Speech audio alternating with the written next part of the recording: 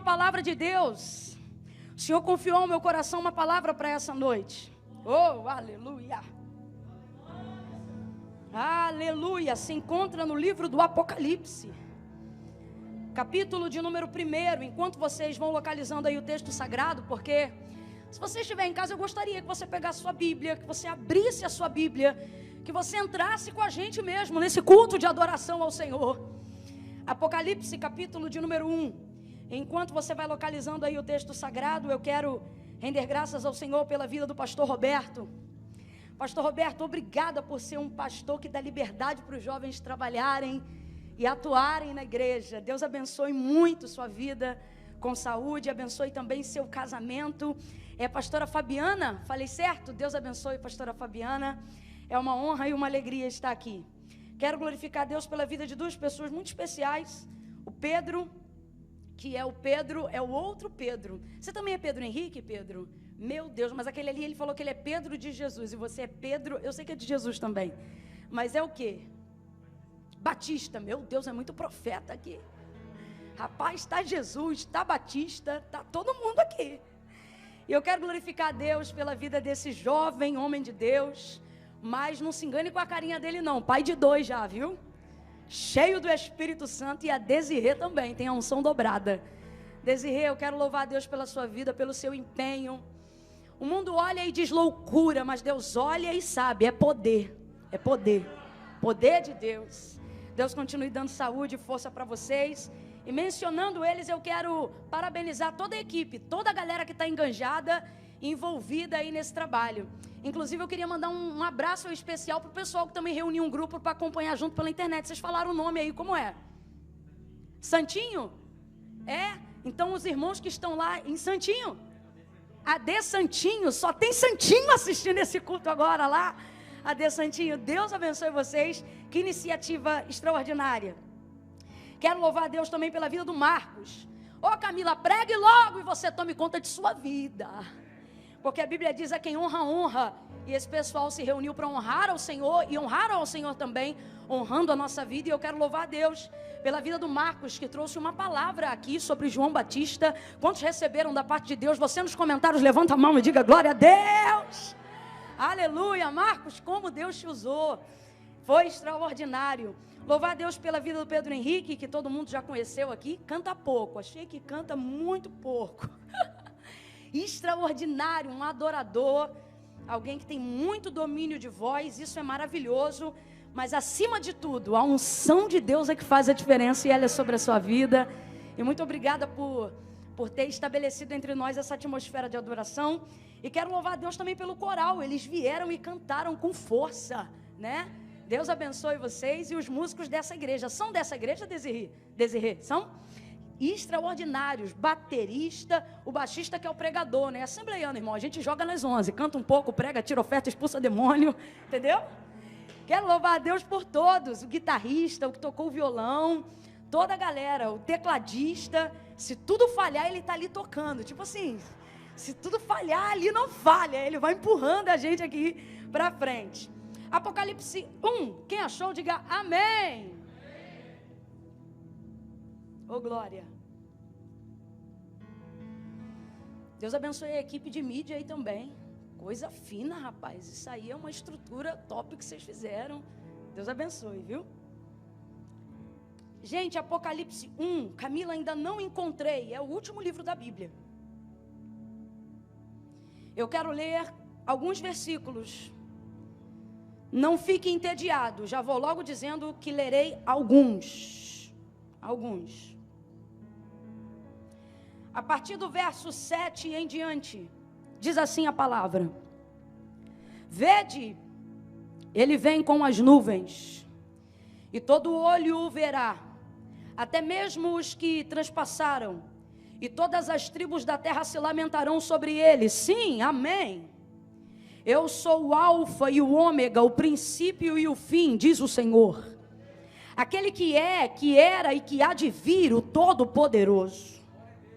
Eu, João, irmão vosso e companheiro convosco na aflição, no reino e na perseverança em Jesus, estava na ilha chamada Pátimos. Quem está aqui, diga em alta voz e complete para mim, por favor. Qual é o nome da ilha? Vem com vontade. Qual é o nome da ilha? Patmos, por causa da palavra de Deus e do testemunho de Jesus. Eu, João, fui arrebatado em espírito no dia do Senhor. E ouvi detrás de mim uma grande voz como de trombeta que dizia: o que vês, escreve num livro e envia-os às 7 igrejas que estão na Ásia: a Éfeso, a Esmirna, a Pérgamo, a Tiatira, a Sardes, a Filadélfia e a Laodiceia. E voltei-me para ver quem falava comigo, e ao voltar me vi 7 candeeiros de ouro. E no meio dos 7 candeeiros alguém semelhante a um filho de homem, vestido com vestes talares e cingido à altura do peito com um cinto de ouro. A sua cabeça e cabelos eram brancos como a lã branca, como a neve, e os seus olhos como chama de fogo. Os seus pés eram semelhantes a latão reluzente, como que refinado numa fornalha, e a sua voz como voz de muitas águas. Tinha ele na mão direita 7 estrelas, e da sua boca saía uma afiada espada de 2 gumes. O seu rosto era como o sol quando resplandece na sua força. Quando eu o vi, caí a seus pés como morto. Porém ele pôs sobre mim a sua mão direita, dizendo: não temas, eu sou o primeiro e o último, eu sou o que vivo. Oh, aleluia! Eu sou o que vivo, fui morto, mas estou vivo para todo sempre, e tenho a chave da morte e do inferno. Escreve, pois, as coisas que tem visto, e as que são, e as que depois destas hão de acontecer. E o mistério das 7 estrelas que viste na minha mão direita e os 7 candeeiros de ouro é este: as 7 estrelas são os anjos das 7 igrejas, e os 7 candeeiros são as 7 igrejas. Até aqui você diga amém. Amém, aleluia. Oh, aleluia. Oh, glória. Deixa eu beber uma água aqui enquanto você vai dando glória a Deus aí.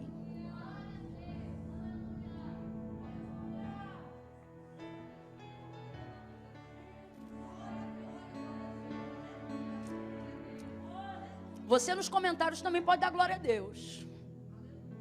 Mas se você tem poder de fala, nada substitui a adoração de sua boca. Adore ao Senhor aí. Vá pedindo ao Senhor: fala comigo, Senhor, abre a minha mente. Eu preciso não somente ouvir, mas entender a tua voz. Aleluia. Glória a Deus.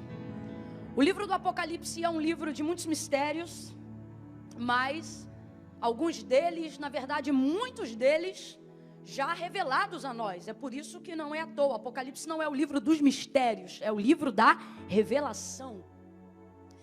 Aqui é para nós revelações extremamente importantes, vitais. Em toda a Bíblia você vai ver muita profecia, Antigo e Novo Testamento, muita promessa da parte de Deus em direção à nossa vida. Você vai ouvir, por exemplo, o Senhor logo no início ministrando sobre o seu povo e dizendo: se vocês ouvirem a minha voz, se vocês atenderem os meus mandamentos, eu, Senhor, vos abençoarei no campo, na cidade, prosperarei o celeiro, fruto da vossa terra, a vossa amassadeira, e abençoa eles em todas as áreas. Mas você vai completar, você vai compreender que não somente nesse momento, mas em toda a Escritura Sagrada, toda a palavra de Deus liberada em direção ao homem, seja diretamente ou por intermédio da boca de um profeta, ela está sempre condicionada a algo, condicionada a uma atitude de obediência. Por exemplo, vocês vão perceber isso quando o Senhor chama Abraão, ele faz uma grande promessa. O Senhor condiciona a promessa que ele quer cumprir sobre a vida de Abraão à obediência. Abraão, sai da tua terra, da tua parentela e vai para a terra em que eu vou te mostrar e farei de ti uma grande nação. Veja, antes do vai, que é prosseguimento da promessa, né? Vai, né? Vou te enviar, vai. E diz que vou abençoar os que te abençoarem, vou amaldiçoar os que te amaldiçoarem. Em ti serão benditas todas as famílias da terra. ele vai impor uma condição embutida dentro da própria promessa. Ou seja, antes do vai, primeiro Deus diz, sai. Então Deus está deixando claro que todas essas coisas só vão acontecer depois que ele sair da terra. Então todas as promessas de Deus liberadas sobre a vida de alguém, elas estão condicionadas à obediência. Tanto é que dentro do contexto ainda do próprio Abraão, só para a gente entender, quando Sara deu a ele a infeliz ideia de colocar Agar em sua cama, a serva dela, achando que dela nasceria o fruto da promessa, né? O Senhor visita Abraão novamente e lhe entrega uma palavra disciplinar, uma palavra exortativa, quando ele diz, Abraão, anda na minha presença e ser perfeito. Pode um homem ser completamente, inteiramente perfeito diante de Deus? Não, a palavra do Senhor deixa claro que todos nós somos pecadores, todos pecaram, foram destituídos da glória de Deus. Inclusive, o apóstolo Paulo, ele é ainda mais direto, e Jesus também o corrobora, dizendo que aquele que diz que não peca, já está pecando o pecado da mentira, porque todo homem peca. Então, na verdade, o Senhor não está exigindo dele um padrão de perfeição cuja sua humanidade e a sua natureza caída em Adão não pode conquistar. O que o Senhor está dizendo para ele é, Abraão, não esquece o que a gente combinou. Como assim? Faz a sua parte e eu faço a minha. Não inventa. Não era para colocar Agar na cama. Jesus, Deus, vai falar isso depois do comportamento de Sara, para poder fazer Abraão entender que era só ele ficar condicionado à obediência e fazer tudo que Deus estava mandando, e aquilo que cabia a Deus, Deus faria. Camila, por que você está reproduzindo isso? Para você entender. Segure só um pouquinho só e a gente já volta daqui a pouco. Para você entender, mas fique sentado aí para eles não acharem que a gente brincou, tá bom? Mas segura o som só um pouquinho. Para você entender que todas as promessas e todas as profecias liberadas da parte de Deus, do texto sagrado sobre a nossa vida, estão condicionadas a algum momento ou a alguma coisa, estão condicionadas acima de tudo à obediência. Mas a revelação textual daquilo que Deus confiou a João no livro do Apocalipse, a revelação da palavra, quando o texto afirma em Tessalonicenses, dizendo, ele vem, essa profecia, essa promessa, porque isso é uma promessa, diga após mim para eu saber que você está comigo, diga promessa. Essa é uma promessa, você que está aí, essa é uma promessa, ele vem. Mas ela é a única que não está condicionada a nenhum comportamento humano para que se cumpra. Camila, não entendi, vai entender. Se você crê, ele vem. Se você não crê, ele vem também. Se você espera, ele vem. Se você não espera, ele vem também. Se você obedece, ele vem. Para os desobedientes, ele vem também. Se você está no caminho certo, ele vem. Se está no caminho errado, ele vem. Se você é crente, ele vem. Se você é ateu, ele vem também. Ele vem.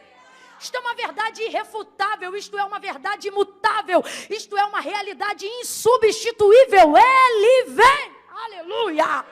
E João, ele é claro na revelação, ele diz, ele vem e todo olho verá, outra promessa. E todo olho o verá, ou seja, quem quer ver, vai ver, e quem não quer ver, vai ver também. Quem está esperando esse dia, vai ver. E quem não está esperando esse dia, também vai ver. Eu estou falando isso porque eu preciso que você entenda o peso da revelação que o Senhor confia a João quando lhe entrega a revelação do Apocalipse. Agora, outro contexto que você precisa entender, eu quero muito que você compreenda isso. João está tendo a maior revelação depois de Jesus Cristo. Depois da revelação de Jesus Cristo, o verbo vivo feito em carne, o Apocalipse é a maior revelação de Jesus Cristo. É a maior revelação. Não há absolutamente nada que seja tão importante quanto saber o fim das coisas.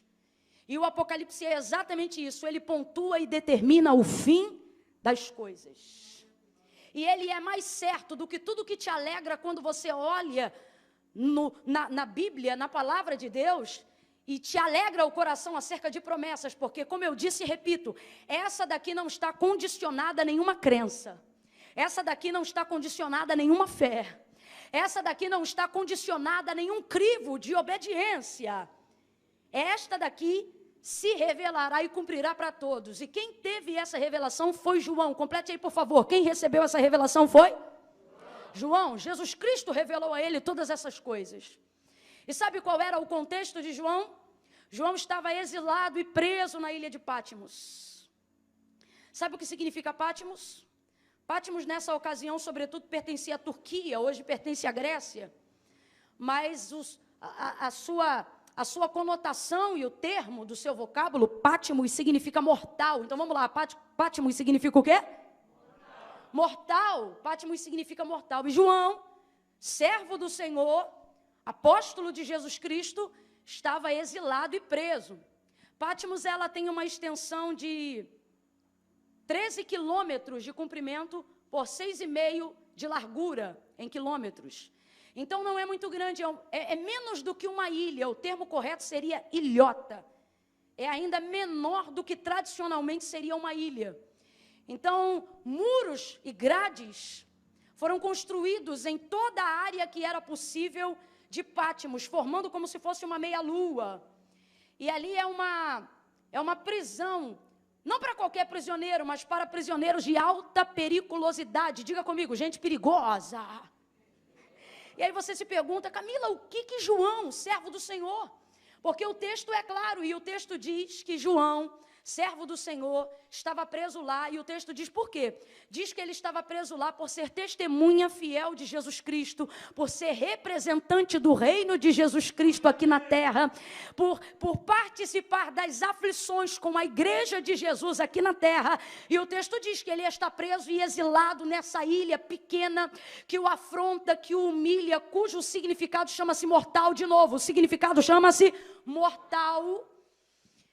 E a gente se pergunta, uma cadeia aonde deveriam estar apenas detentos de alta periculosidade, estupradores, homicidas, homens devassos, promíscuos, ladrões, gente da pior qualidade. E de repente a carta se abre dizendo, eu, João, estava preso em Pátimos, nessa cadeia de alta periculosidade. Olhe de novo para alguém e diga, gente perigosa.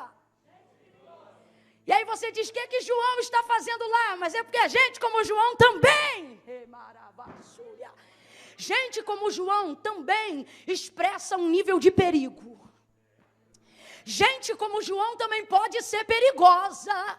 Camila, por que você está dizendo isso? João era servo do Senhor, discípulo de Jesus Cristo, era alguém obediente, fiel, poderoso em obras, poderoso em palavras, cheio do Espírito Santo. Por que você está dizendo isso? Porque a gente cheia do Espírito Santo é perigosa para a gente que está vazia, para a gente que quer monopolizar o sistema, para a gente que quer atuar com ignorância de pensamento, para a gente que quer vendar os olhos, para a gente que trabalha neste século para o príncipe deste século, que cegou o entendimento de muitas pessoas, para que não cheguem ao conhecimento da verdade. Sabe o que João tem? A verdade que liberta. Quem tem a verdade que liberta é perigoso, dentro de um sistema romano. Ouça isso, nós estamos falando de um sistema romano, um sistema milenar, um sistema que prega uma inverdade que Cristo veio para quebrar.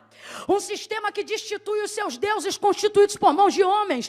Um sistema que arrebenta até mesmo com a religiosidade dentro das sinagogas dos próprios judeus. E Jesus chega arrebentando com tudo isso, não quebrando, nem fazendo protestos com pedra e pau na mão, mas ele vem manifestando a verdade do reino de Deus. E a verdade do reino de Deus é muito poderosa. E o que esta verdade ministrava? Conhecereis a verdade, e a verdade vos libertará. Oh, aleluia!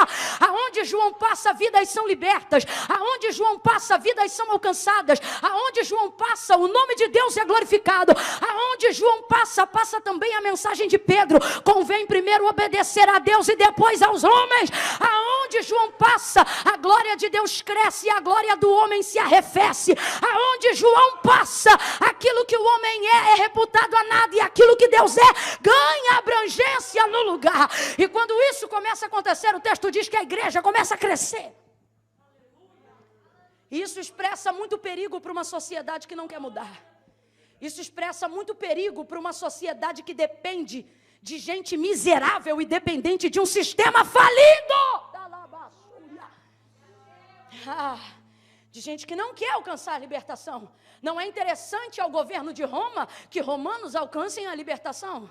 Não é interessante a judeus que alimentam financeiramente de maneira corrupta o sistema, que aqueles que são os contribuintes alcancem libertação. Eu não sei se você está entendendo, eu estou pregando um sermão cujo fundamento está há mais de 2000 anos atrás, mas parece que eu estou pregando sobre muitas coisas atuais.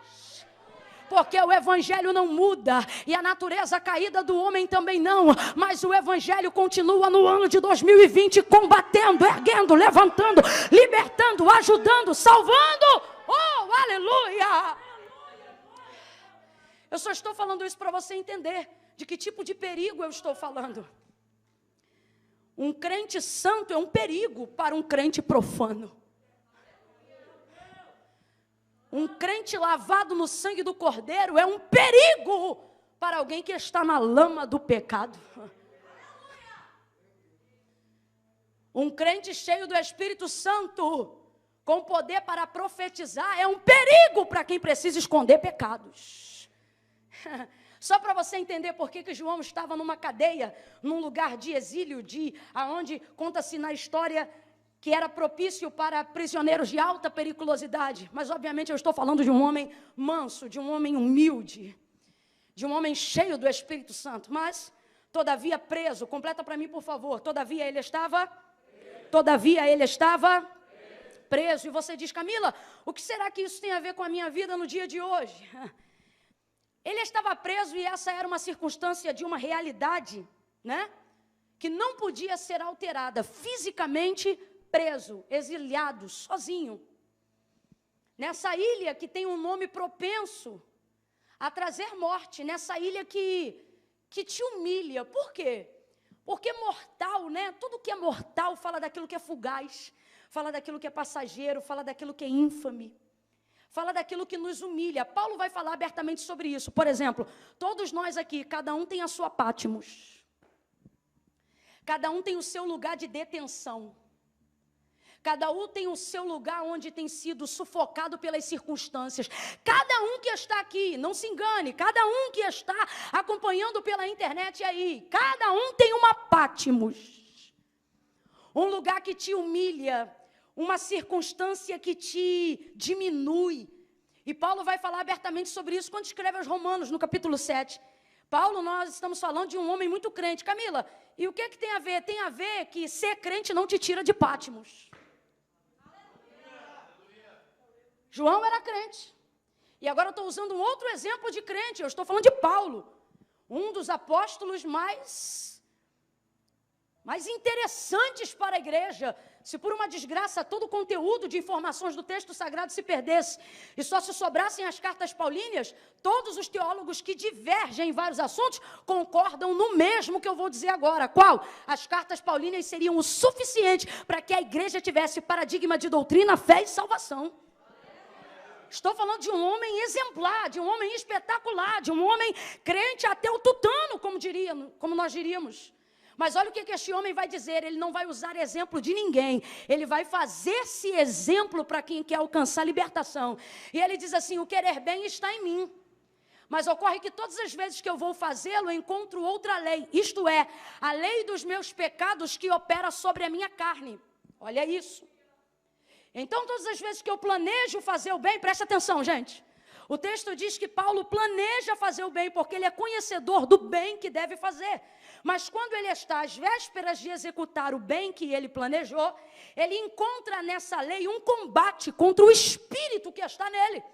E ele vai dizendo assim, o bem que quero fazer não faço, mas o mal que eu não quero. Olha o que ele está dizendo. Aquilo que eu programo para fazer, que eu sei fazer, que eu quero fazer, não consigo fazer, mas aquilo que eu nem programei fazer, quando eu vi, eu já fiz.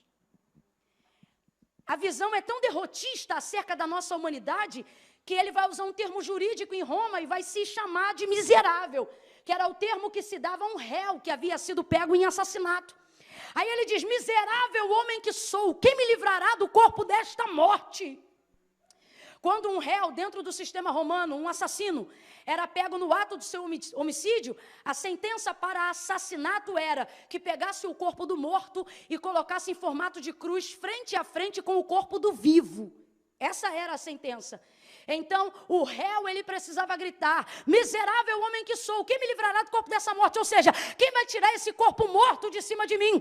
Mas ninguém podia tirar, porque o réu só ia ser livre da sentença de morte definitiva se ele aguentasse 3 dias no deserto com o corpo do morto sobre ele. E você acha que Romano ia fazer isso para ele sair livre no final? Claro que não. Eles já colocavam essa sentença porque em 99,9% dos casos, o réu, o assassino, o cara que matou o morto, morria no deserto. Aí você diz: claro, Camila, sem comida, sem água? Não, ele morria sufocado, porque o morto entrava em estado de putrefação, e como a boca era amarrada na boca do vivo, ou seja, a boca do morto com a boca do vivo, ele ficava sufocado com o gás tóxico que o corpo de um morto ainda pode liberar. Quanto mais oxigênio, O2, ele tentava trazer, mais gás carbônico ele ingeria. O pulmão ficava sufocado, e quando você via, acontecia uma incoerência extraordinária. O vivo morria, e se você perguntasse quem matou, o morto ficava sufocado. Então, Paulo vai fazer essa citação desse exemplo para colocar na cabeça dos romanos, e para usar exemplo de si mesmo, que todos nós temos um corpo morto. Temos que carregar o corpo da natureza do nosso pecado, o corpo do velho eu que renunciamos para viver uma vida nova em Cristo, para poder dizer: não vivo mais eu, mas Cristo vive em mim. Agora me escute, até que nós sejamos livres desse corpo aqui, ó, até que nós sejamos livres dessa carne. Que carne? A carne que planeja começar um jejum na segunda-feira, mas não começa. A carne que diz: hoje eu vou chegar em casa e vou orar, e já mete o dedo na televisão e esquece do que prometeu. Camila, mas é crente? É crente. Paulo está dizendo: eu estou falando de mim, o miserável sou eu. Por quê? Porque ele está falando da sua humanidade.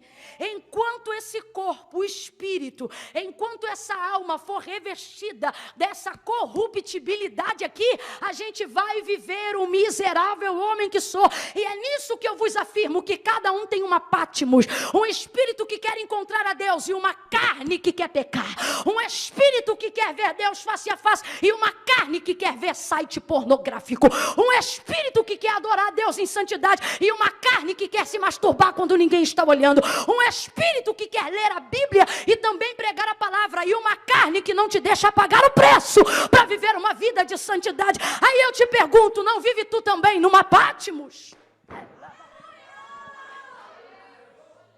Você vai me entender que eu estou contando com a sua inteligência para pregar esta palavra.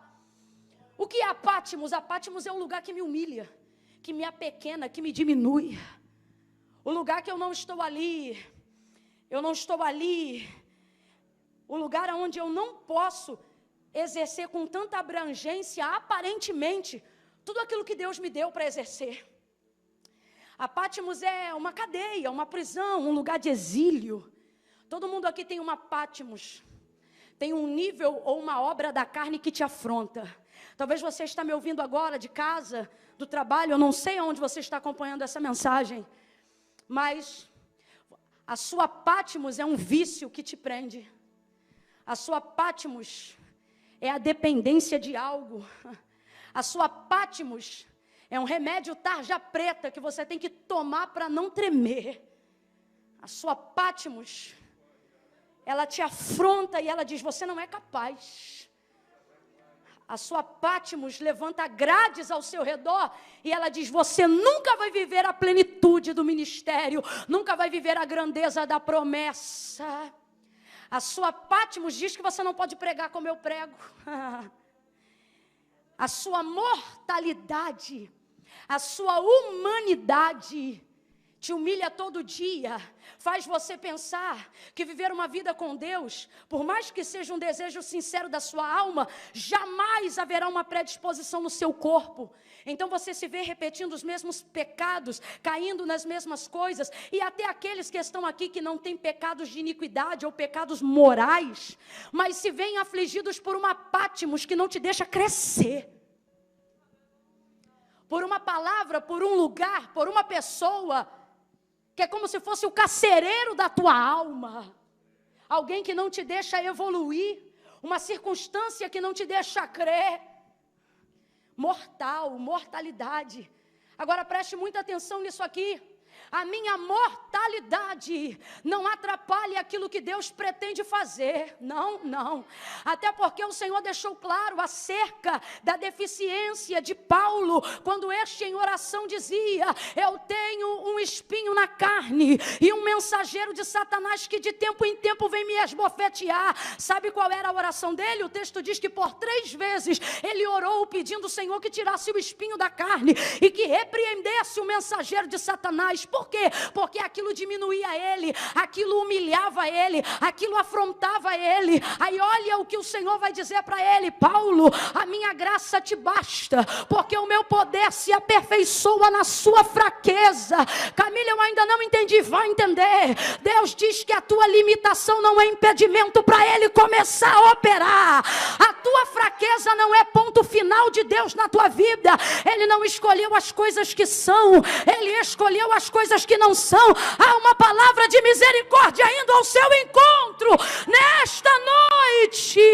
Aleluia! Oh! Aleluia! Patmos te diminui, Patmos te afronta, Patmos te humilha, mas diante de Deus, Patmos não é o suficiente para paralisar o teu chamado, Patmos não é o suficiente para neutralizar o seu ministério. Paulo, quando esteve preso, ele disse: eu estou preso, mas a palavra de Deus está em mim e ela não está presa, ela é livre. Eu quero que você compreenda que eu não estou falando só de uma cadeia física, mas pregando no século 21, sobretudo, estou falando de uma cadeia psíquica, de uma cadeia emocional, de uma cadeia psicológica, de uma cadeia conceitual, aonde muitas vezes você se sente como prisioneiro, mas é também o próprio carcereiro.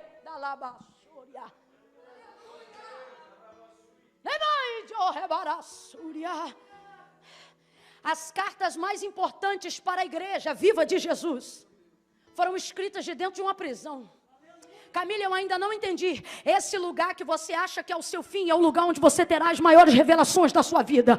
Este lugar que te diminui, que te afronta, seja uma circunstância, seja geograficamente, fisicamente um lugar, ou seja uma pessoa que te humilha, Deus está usando os meus lábios nesta noite para te dizer: o lugar do teu desconforto será o lugar das maiores revelações que o céu já manifestou. Oh, tem alguém me ouvindo aí? Então prepare-se. Você vai escrever as melhores composições da sua vida, moça. Você vai escrever livros desse cativeiro, rapaz. Ei, minha irmã, Deus vai te dar estratégia de oração que nenhum círculo de oração nunca antes de você teve para a igreja atual. Você está entendendo o que Deus está dizendo? Oh, Patmos limita você, mas não limita Deus. Patmos enfraquece você, mas não enfraquece Deus. Patmos abate você, mas não abate Deus. Quando João é arrebatado em espírito, diga comigo: arrebatado. Vou tentar trocar para miúdos para todo mundo entender. O arrebatamento fala de um rapto. Um rapto. Fulano foi raptado, né? Não esperava, não programava. É como se fosse um sequestro. Raptou. O arrebatamento fala disso, fala de um nível de rapto. E sabe o que é forte sobre ser raptado? Sabe o que é forte sobre ser arrebatado? É que não precisa de permissão para ser arrebatado. Lembra que eu comecei dizendo que essa revelação é a única que não é circunstancial? Oh. Camila, eu não entendi. Vai entender. Nesse lugar que você está, nesse momento de vida que hoje você se encaixa, você espera de Deus um socorro, mas você não vê nada. Só que o Senhor diz assim: eu não preciso anunciar o seu livramento. Por quê? Porque eu não preciso que ninguém me dê carta de alforria da sua libertação. Lembra que eu disse que Patmos significa mortal? Quem lembra, diga aí, o que Patmos significa? Mortal. Aí Jesus já aparece para João na revelação do arrebatamento, do espírito de João, e João não reconhece ele. Ele diz: parece um filho de homem. Na sua imagem corpórea, ele lembrava um ser humano. É isso que João está dizendo. Só que ele diz: mas não era normal, porque os pés eram como bronze provados na fornalha de fogo ardente. Era como se tivesse sido refinado. Havia um cinturão muito grande em seu peito. O seu rosto brilhava como o sol quando sai na sua força. Seus cabelos eram brancos. João ainda está tentando distinguir. Olha o que ele diz. Seus cabelos eram brancos como a lã. Aí ele acha que lã não é branco o suficiente. E diz, não, brancos como a neve. Oh, ele está impressionado. Aí Jesus vai dizer assim para ele, João, sou eu. Eu quem? Você só fala sou eu para quem você conhece. Quando alguém liga para o seu telefone e aí você atende, por um instante não reconhece a voz, e aí você diz, quem está falando? Se a pessoa é muito íntima de você, ela não diz o nome, ela diz, sou eu, Está conhecendo minha voz? Não. João, sou eu. Jesus está querendo dizer, fica calmo que você me conhece, fica calmo que nós somos amigos, fica calmo que nós temos intimidade. Só que João não reconhece, nós estamos falando do Cristo glorificado, e este nem João e nem ninguém tinha visto até este dia. Aí ele olha para Jesus, esperando talvez a resposta de quem é, e Jesus vira para ele e diz, estive morto, mas vivo estou. Não, você não está entendendo. Quando o Senhor diz para João, fui morto, mas vivo estou, Ele está dizendo, Pátimos não é nada. Quando eu fui assunto aos céus, o primeiro demônio, a primeira hierarquia que eu humilhei foi a morte. Aonde está o seu aguilhão? Sabe como começa o livro do Apocalipse? A revelação de Jesus Cristo. Sabe o que João fala? O primogênito dos mortos. Ora, por que primogênito? Porque ele só foi o primeiro, mas o restante vai vir aí. Veja, ele não diz o unigênito, como filho de Deus é unigênito, porque é único. Quem está entendendo, diga amém. Mas como quem ressuscita dos mortos, ele diz o primogênito. Por quê? Porque depois dele vem mais gente. E não tem morte, não tem fraqueza, não tem Pátimos, não tem depressão, não tem Rivotril, não tem síndrome do pânico que vai impedir, aleluia, com que o Senhor te arrebate, com que o Senhor te tire desse corpo miserável, com que o Senhor humilhe as tuas fraquezas, com que o Senhor humilhe a tua carne e recolhe a tua alma e o teu espírito.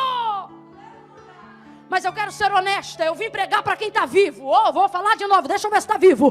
Eu vim pregar para quem está vivo. Vim pregar para quem está vivo. Então, glória a Deus pelo arrebatamento que há de vir. Porém, eu vim falar de um pequeno rapto antes do arrebatamento geral, que é o mesmo que João viveu. João aqui em Apocalipse não está vivendo o arrebatamento da igreja. Quem entende isso, diga amém. O texto diz que ele está dentro da cadeia, cercado por muros, e foi arrebatado em espírito. O Senhor o tomou e o levou para uma outra dimensão através do seu espírito. O seu corpo não foi.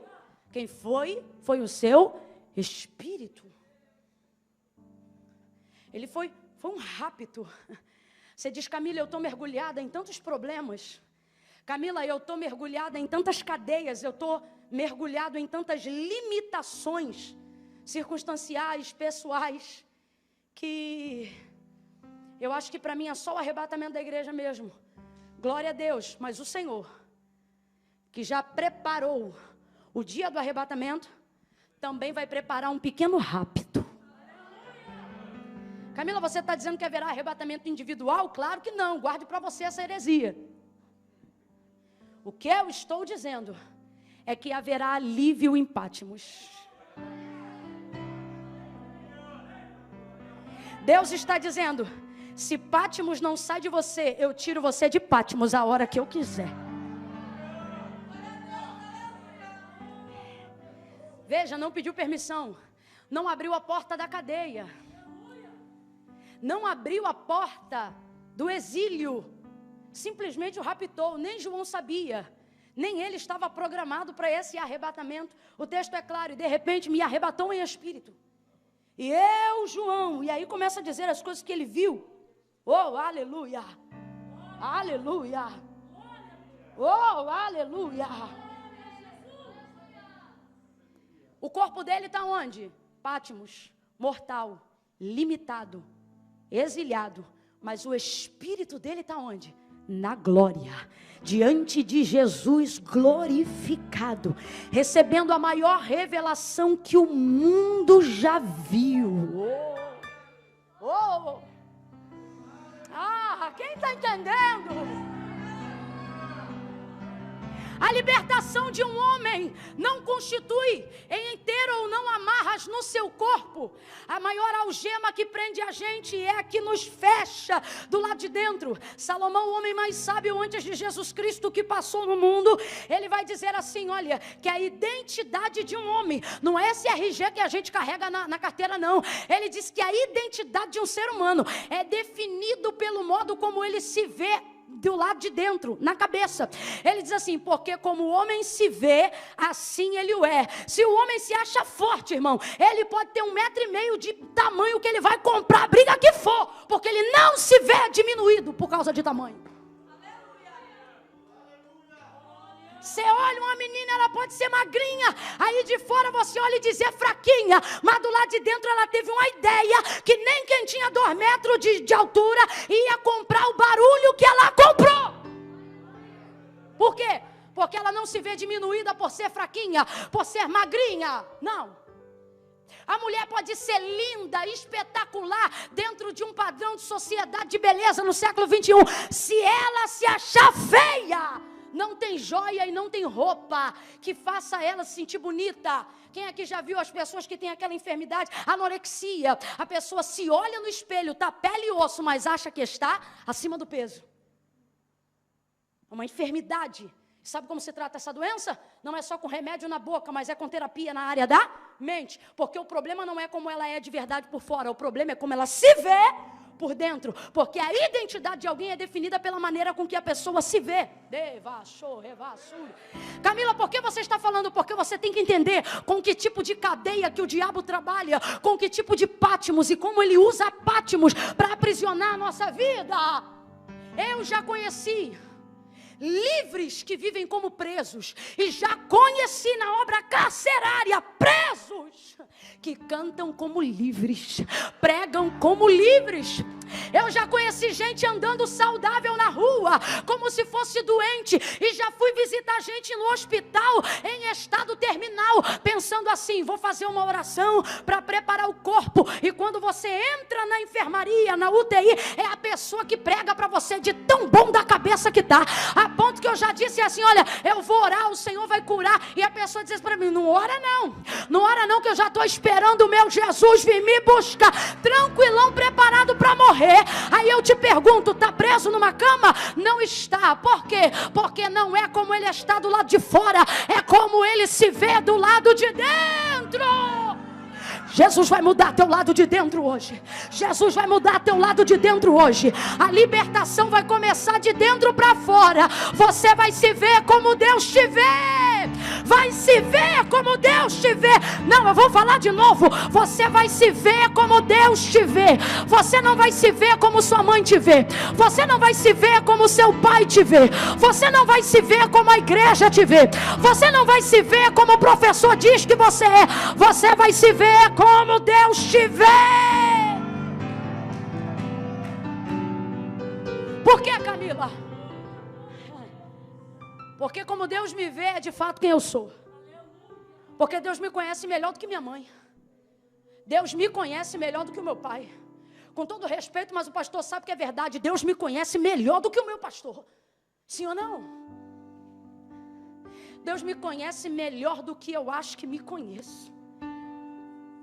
Talvez você não está preso por um medicamento. Talvez você não está preso num leito. Mas está livre como se fosse preso. Está preso na mente.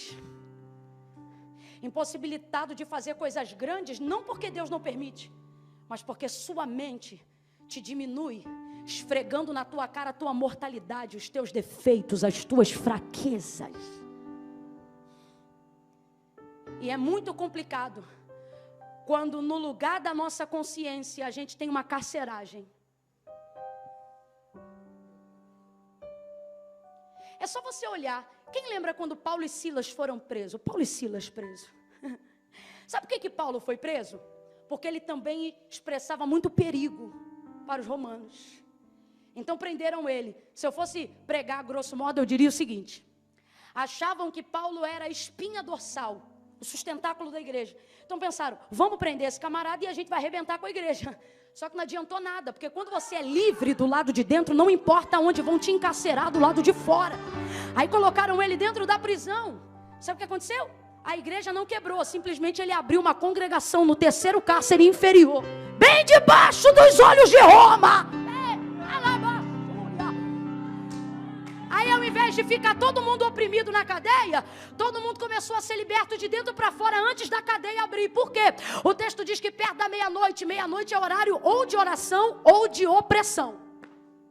É a hora da virada, é o que determina a entrada de um dia e a saída do outro. Perto da meia-noite, ao invés de chorar, perto da meia-noite, ao invés de se oprimir, o texto diz que eles começaram a cantar hinos de louvores a Deus. Cante! Cante! Quem é livre canta de noite. Quem é livre não teme a peste de dia, nem a escuridão de noite. Cante! E eles começaram a cantar.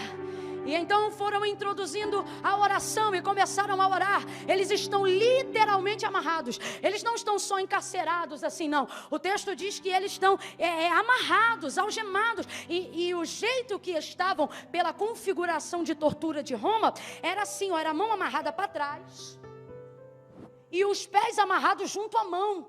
Por isso muita dor. Eu não sei se consegue pegar aí na câmera, mas eu vou abaixar aqui, ó. Sugere-se essa ideia, a mão amarrada junto ao pé. Imagine.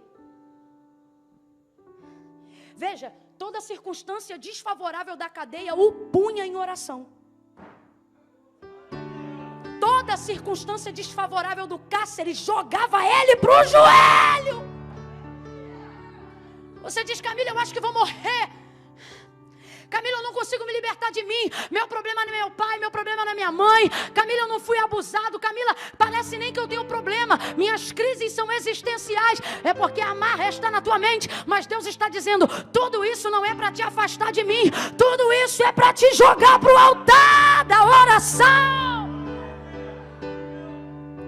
Você não entende? Quanto mais fraco, mais você ora. Quanto mais dependente, mais você clama.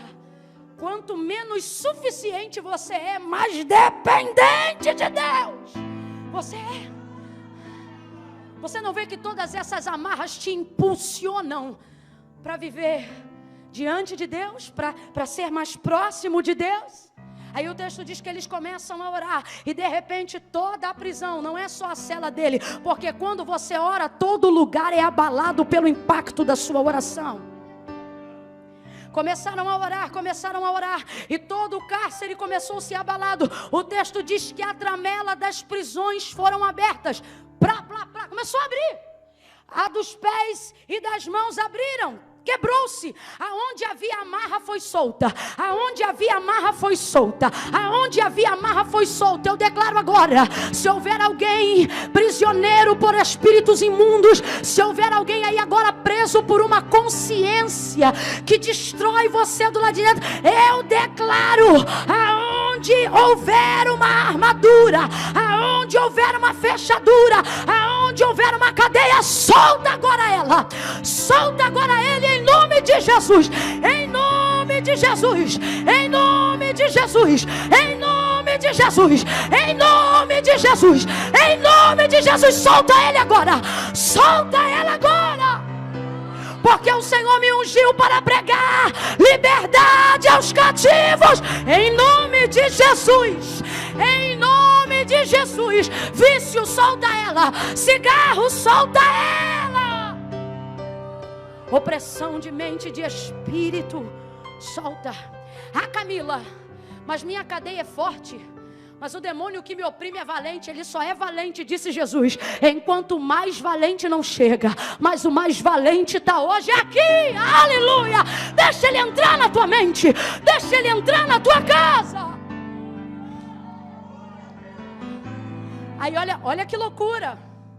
As cadeias se abrem, os presos não saem. Vai ouvindo aí. As cadeias se abrem, os presos não saem. Paulo e Silas também não saem. Quem vem desesperado é o carcereiro. Aí eu te pergunto, o carcereiro está preso? Não, mas depende da perspectiva. Vem o carcereiro louco, desesperado. Quando vê as portas dos presos todas abertas, pega a espada para cometer suicídio. Vai se matar de desespero, porque quem estava na responsabilidade dele está solto. E ele pensa, não vou sofrer a tortura de Roma, vou dar cabo da minha vida eu mesmo. Quando ele pega a espada para se matar, Paulo, que estava preso, diz, não faça isso, estamos todos aqui. Você não precisa mudar de casa para mudar de vida. Você não precisa mudar de paternidade para mudar a tua vida. Você não precisa nascer de novo no ventre de outra mulher para mudar a maternidade da tua mãe. Na realidade que você está, no lugar que você está, com as pessoas que você está, Deus pode transformar você, mudar você, libertar você. Guarde isso. Quando Deus não começa mudando a minha geografia para mudar a minha história, é porque Ele quer fazer ao contrário. Ele quer mudar a minha pessoa para mudar o ambiente onde eu estou. Mano do céu, quando você está bem, você não precisa que ninguém fique bem. Quando você é livre, você fica à vontade até na cadeia. Ninguém foi embora e saiu correndo, não. Paulo olhou e disse, estamos todos nós aqui, fica calmo. E como é que foi que isso aqui aconteceu? Eu vou me matar. Não faça isso. Já vai botar um dirigente na congregação. Ele olha para Paulo olha para o carcereiro e diz, crê no Senhor Jesus. O que ele está dizendo? Quem fez isso aqui foi Jesus. Quem liberta é Jesus. Aqui ninguém tinha plano de fuga não. Isso aqui foi um rapto que Jesus fez. Ele vira para ele e diz, crê no Senhor Jesus e será salvo, tu e a tua casa. E o texto diz que ele creu. E esse carcereiro foi o homem que curou os vergões das chibatadas da tortura de Paulo. Aí eu te pergunto, quem é mais livre? O preso Paulo ou o carcereiro? Sabe quem é o carcereiro na nossa mente? Nossa consciência. Por isso, não podemos andar segundo o pensamento que temos de nós mesmos, porque somos maus. Se você só imaginar de si o que a sua própria opinião diz a seu respeito, você será sempre limitada. Sabe por quê? Você conhece todas as suas fraquezas. Você conhece todos os seus pecados. Por isso Deus disse pela boca do profeta, eu sei que pensamentos tenho de vós, diz o Senhor. Você que está acompanhando pela internet, Deus te diz isso. Eu sei que pensamentos tenho de vós, diz o Senhor. Ah, Camila, deve saber mesmo, porque Deus sabe tudo. Deus sabe o que eu faço de errado, Deus sabe quando eu caí, Deus sabe aonde eu caí. Mas Ele não diz que sabe isso para te fazer mal. Olha o que diz o texto. Eu sei que pensamentos tenho de vós, diz o Senhor, pensamentos de paz e não de mal. Deus está dizendo, eu não penso mal ao seu respeito. Quando eu penso em você, eu penso em coisas boas. Quando eu penso em você, eu penso em planos mais altos. Quando eu penso em você, eu penso em planos melhores. Deus está dizendo, eu tenho um plano de carreira melhor do que o seu projeto. Eu tenho para você uma vida melhor do que aquela que você desenhou. Ele está dizendo, ei, eu tenho pensado coisas boas a seu respeito. Camila, então por que eu me sinto culpada todo dia? Porque você deixa a tua consciência te manipular. Só que o Senhor está dizendo, eu não penso de você o que você pensa de si mesmo. Eu não penso de você o que seu pai pensa de você. Eu tenho uma opinião própria ao seu respeito. E a opinião, o pensamento que eu tenho ao seu respeito é o que deve valer. Porque ninguém te conhece melhor do que eu. Camila, mas eu tenho pai, ele é meu progenitor. E Deus está dizendo, e eu sou o criador do teu progenitor. Quem te conhece sou eu. Olha para alguém aí e diga, quem te conhece é o Senhor. Você aí escreva nos comentários, ao invés de ficar reclamando de som, reclamando de imagem, dizendo, a pregadora grita muito, libera uma palavra profética. Seja profeta, enquanto uns julgam, outros adoram. Seja um adorador. Escreva uma palavra profética aí nos comentários e diga, Deus me conhece, Deus te conhece. Oh! Aí ele diz, para vos dar o fim que desejam. O fim que desejam. Ele está dizendo, eu quero cooperar com os teus sonhos. Só que a nossa consciência gera uma cadeia, gera uma Patmos na nossa vida. Só que olha o que aconteceu com João. É o que Jesus quer fazer conosco. Ele quer nos arrebatar. Mas eu não vim só falar do arrebatamento que vai acontecer, mas eu vim falar de um arrebatamento que você precisa viver. Um nível de arrebatamento individual. O que é isso, Camila? Permitir com que o Senhor transcenda o seu espírito. Permitir com que o Senhor evolua essa mente carnal antes de você alcançar um corpo glorificado. Aleluia. Aleluia.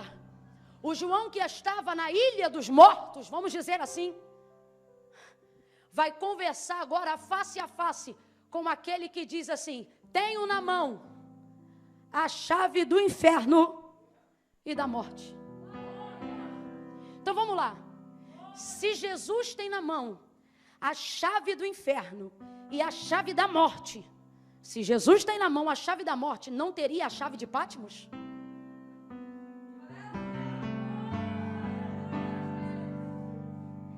Se Jesus age contra uma autarquia, não teria poder contra uma minoria? Se Jesus tem força contra o grande, não teria ainda mais força contra o pequeno? Não, você ainda não entendeu. Você está pensando que esse problema que você tem é grande demais. E o Senhor está dizendo, é grande para você. Eu tenho a chave da morte na minha mão. Esse problema não é nada para mim. Mas o que você precisa fazer? Permitir com que o Senhor Jesus, hoje, aqui e agora, aos crentes e aos não crentes, aos afastados, aos desviados, aos que se dizem amigos do Evangelho, a todos que estão ao alcance da voz profética nessa noite, você precisa deixar Ele tirar o seu espírito dessa Patmos. Porque quando Ele age do lado de dentro, pouco importa o que vai ser feito do lado de...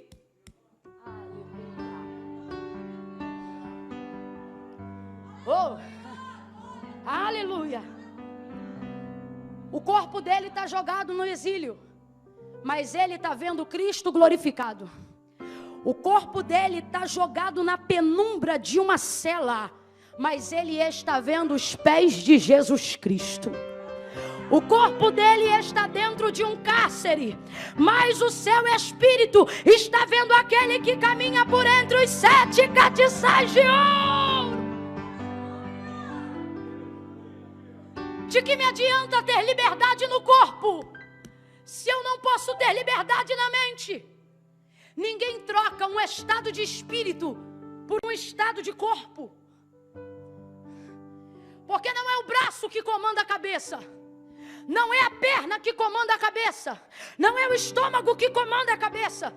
Rapaz, o meu esposo perdeu o olfato nesse período do Covid. E já está voltando devagarinho o olfato dele. E eu disse, Eduardo, como é que se perde o olfato? E ele disse, eu fiquei tão perturbado que eu fui pesquisar. Você sabia que tem os neurônios do olfato? Falei, rapaz, você está dizendo que na verdade quando o meu nariz funga, quem cheira é meu cérebro. Exatamente isso, Camila. Falei, você está louco? É tudo aqui? É tudo aqui. É tudo aqui. Não é à toa que Paulo vai escrever aos Coríntios e vai dizer, no meio de vocês tem braço, tem dedo, tem até orifício. Ele diz, mas vocês não podem só esquecer de uma coisa, que Cristo é o cabeça. Cristo é o cabeça. eu estou querendo dizer? Quando a mente está boa, gente, quando a mente está boa, o corpo tem saúde.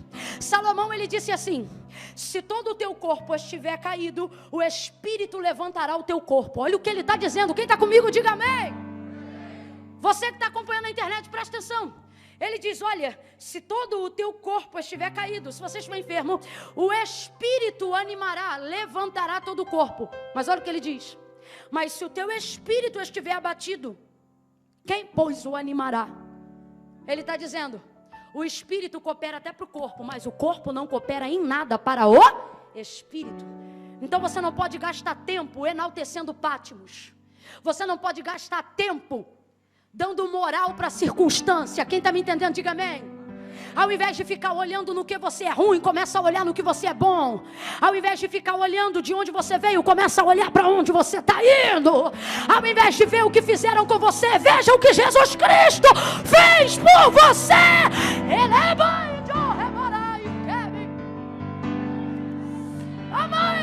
Toque, toque, toque, toque. Cadê o baterista? Vem pra cá. Toque, toque, toque. Toque, porque enquanto nós estamos ministrando, haverá libertação de mente. A tua Pátimos não será nada diante da obra remidora que o Espírito Santo vai começar a fazer na sua vida. Oh, se você está ao alcance da minha voz, só peça a Jesus para entrar. Só peça a Jesus para te arrebatar. Peça a Jesus: toma nas tuas mãos o meu espírito. O meu espírito.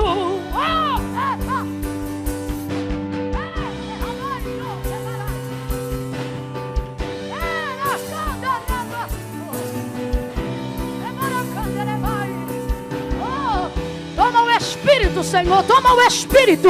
Liberta essa alma. Liberta essa alma.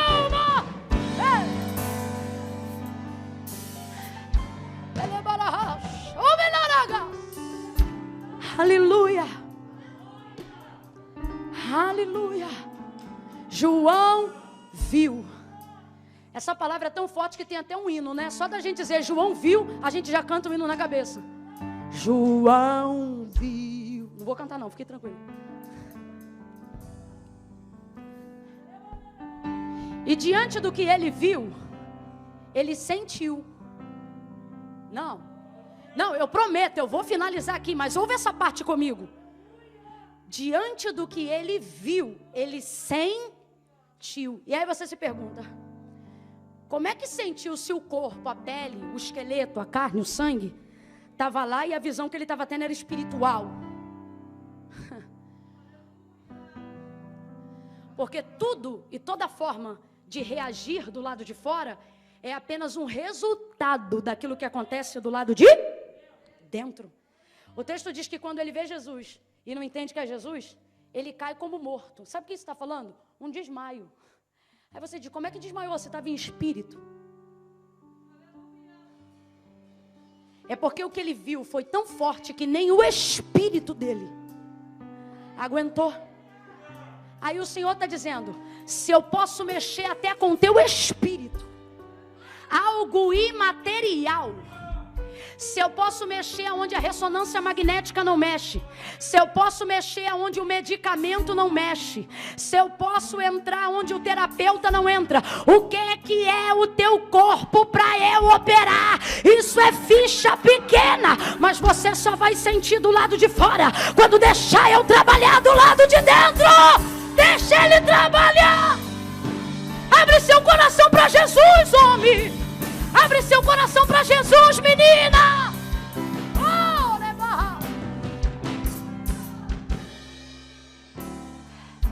aquilo que ele viu no futuro não se compara àquilo que ele estava passando no presente. Quem está entendendo, diga amém. Você diz assim: Deus tem que tocar na minha conta bancária. Deus tem que tocar no meu currículo. Você diz: Deus tem que tocar no meu casamento. E Deus está dizendo: eu só tenho que tocar na sua visão.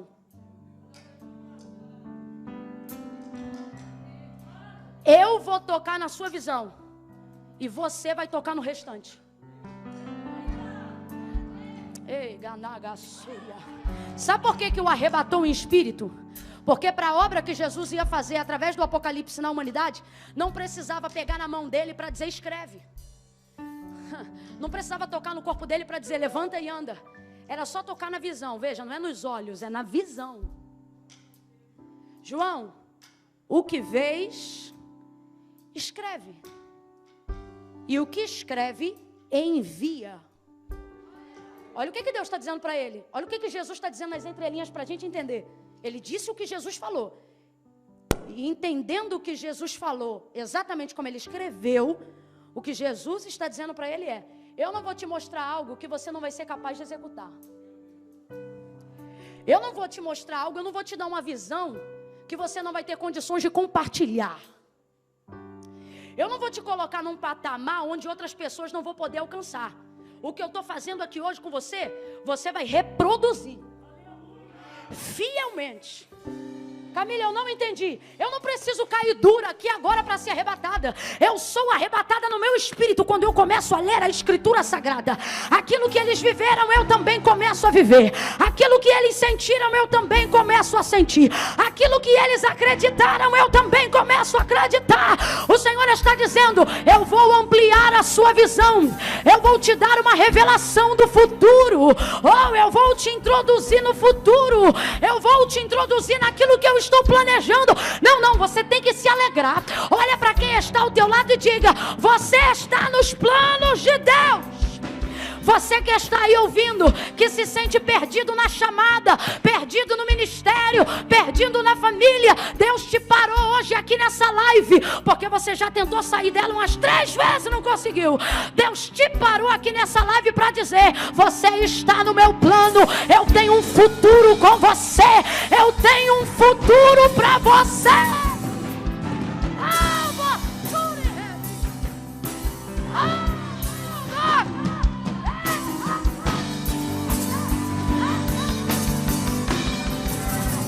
Você está no futuro de Deus.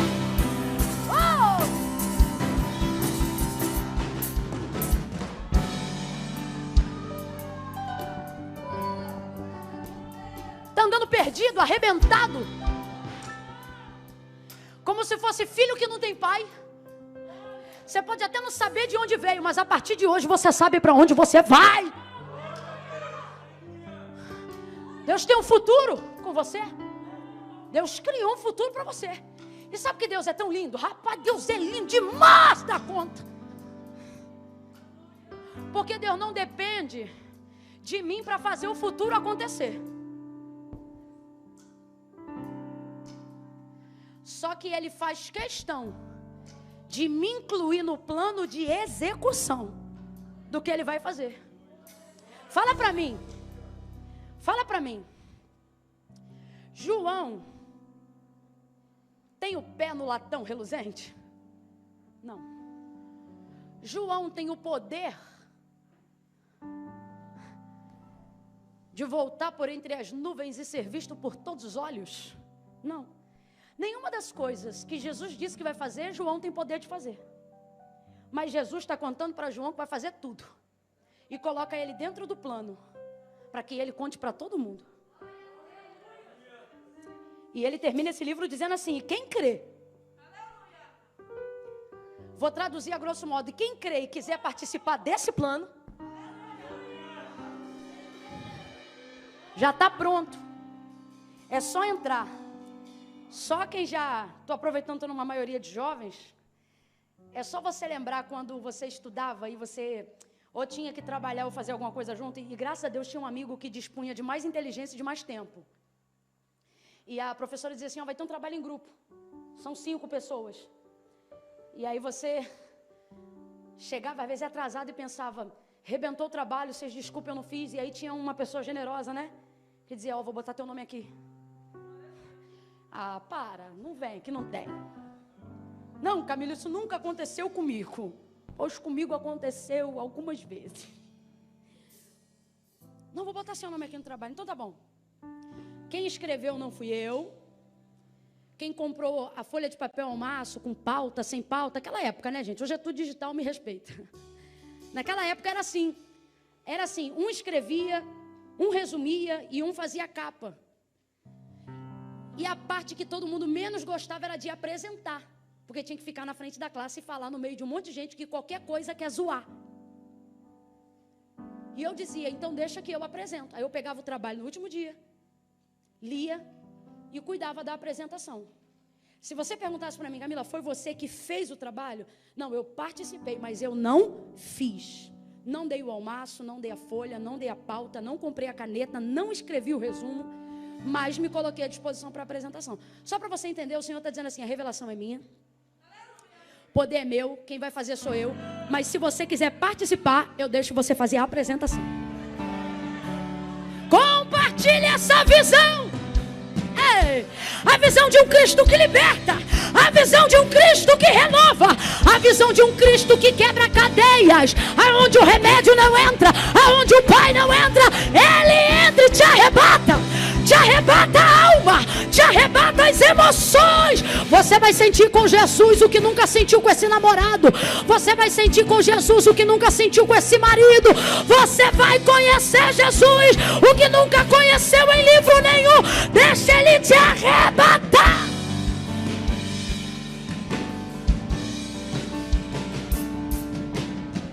Ih, acabou.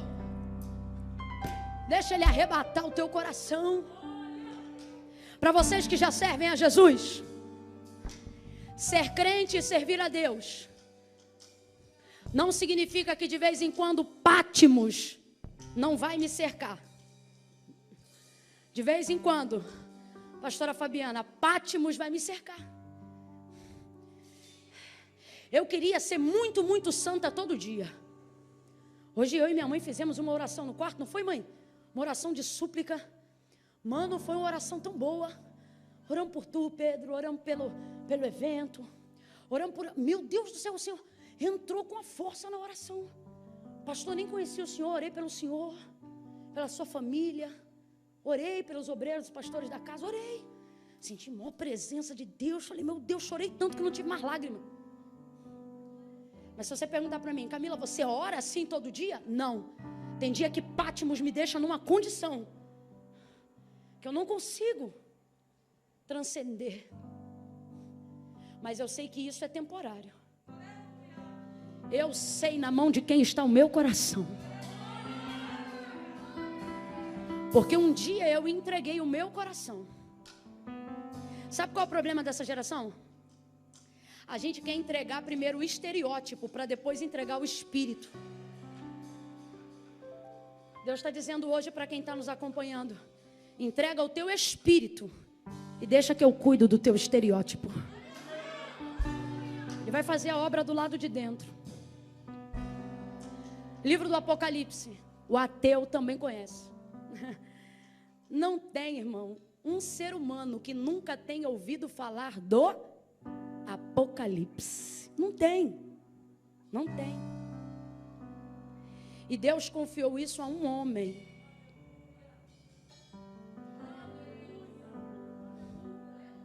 Deus está dizendo para a gente hoje aqui, ó, você não precisa inventar nada para a sua vida e seu ministério ser bem sucedido. Você só precisa ser fiel na reprodução da visão que eu já te dei, da palavra que eu já te entreguei. E isso vai ser o suficiente. Isso vai ser o suficiente. Essa palavra é suficiente. Suficiente. Oh, suficiente.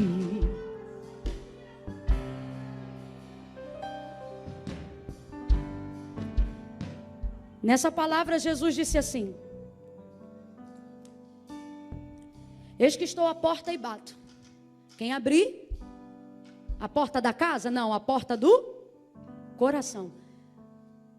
Nela eu entrarei e cearei com ele. É a gente que tem que abrir a porta do coração. Nós vamos fazer assim, Pedro. Pede os nossos rapazes ali um microfone para você. Porque nós vamos fazer algo agora. Como você chama? Maicon. Foca em mim, Maicon. Eu sempre quis dizer isso. Foca em mim. Não precisa focar muito não, Maicon. Eu só queria mesmo dizer isso. Agora escute. Porque eu quero que todo mundo, não importa quantos são, aqueles que estão conosco aí na live, os que estão afastados dos caminhos do Senhor. E eu quero essa igreja orando agora, orando. Quem está entendendo o que Deus está falando, não finge que está orando não. Porque mais feio para um crente do que não orar é fingir que ora. Essa igreja está reunida aqui e está orando por gente que está aí acompanhando agora na live. Eu sou só uma porta-voz. O que você sentiu não é por causa de ser eu que estava falando. Você sentiu porque eu estava reproduzindo o que está escrito aqui. É a palavra de Deus que tem poder. E essa palavra que tem poder para te libertar, ela é auxiliada pelo mesmo Espírito que tem poder para convencer. Muita gente me vê assim fervorosa, visceral no altar de Deus, mas eu não tive o privilégio de nascer num lar cristão. Eu fui conhecer Jesus na minha adolescência. Eu me lembro que eu cheguei na igreja com uma bermuda de 2 palmos, uma camisete do piu-piu e a barriga de fora. O meu estereótipo não dizia nada, mas naquele dia, no meu espírito, eu entreguei tudo. E para Deus isso foi o suficiente, o Senhor me recebeu. Porque não é o que Ele precisa fazer imediatamente do lado de fora, mas é a forma com que você se abre para Ele do lado de dentro. Quando eu vim para Jesus, eu tinha muita coisa ainda para consertar na minha vida. E sabe qual é o problema? De muita gente que está aí acompanhando, gosta da palavra, vem à igreja. Você diz até assim: não, Camila, eu sou desviado. Desviado não fica em live uma hora dessa. Você é afastado e está aí porque é crente. Não, Camila, eu não sou crente não. Pois eu vou te provar que tu é crente. Para ser crente, tem só que crer em Deus.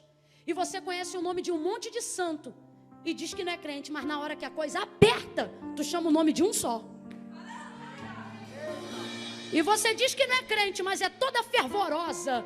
Quando a coisa aperta, você diz: há poder no sangue de Jesus. Tu é crente.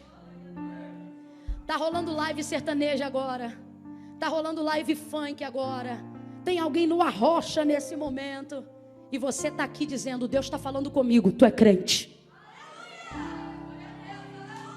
Mas ser crente não é o suficiente para viver a alegria da salvação, para viver a libertação da mente. Por quê? Porque Jesus disse que os demônios também creem e estremecem ao ouvir o seu nome. Mas a salvação não é só para quem crê, porém para quem confessa. Por isso a palavra de Deus diz assim: aquele que me crê com o coração me confessará com os lábios.